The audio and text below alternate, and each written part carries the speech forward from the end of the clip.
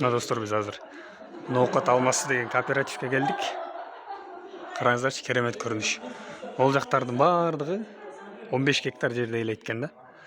Ушундай жерде азыр 3-4 жылдан бери ошол бир жакшы ишмердүүлүк жүргүзүп келаткан. Бул жакта 72 жаштагы чоң атабыз өзүнүн ишмердүүлүгү боюнча айтып берип атат бул жакта катышуучуларга.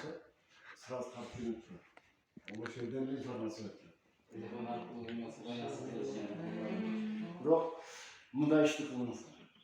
Бул себеби биз ар бир кыргыз жараны Кыргызстандын өнүгүшү үчүн аракет кылышыбыз керек. Колубуздан келген нерсени кылышыбыз керек. Ошондо мажы көтөрүлөт.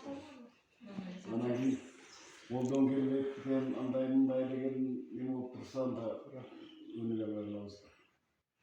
Себеби мына жерден биз баарыбыз эле кыргыздар отурат экенбиз. Бизде мына жерде өзбек туугандар бар. Карап турсаң бир ташты дагы эле терип ошол жерде бир жери болот. Карап турсаң ыраазы болосуң. Анан эмне үчүн кыргыздар баар дейсиң? Келип ал намыздын араңа келесиң. Ушулар мына таштын үстүнө өстүрүп алып. А биз мындай жерде турабыз. Өзүбүздүн жер болсун. Булар Кылыш керек деп айтып атат. Жакшы. Сонун нерселерин ойлонушуп атат бул жерде. Элестетили 15 гектар жерди иштетиш. Аны еще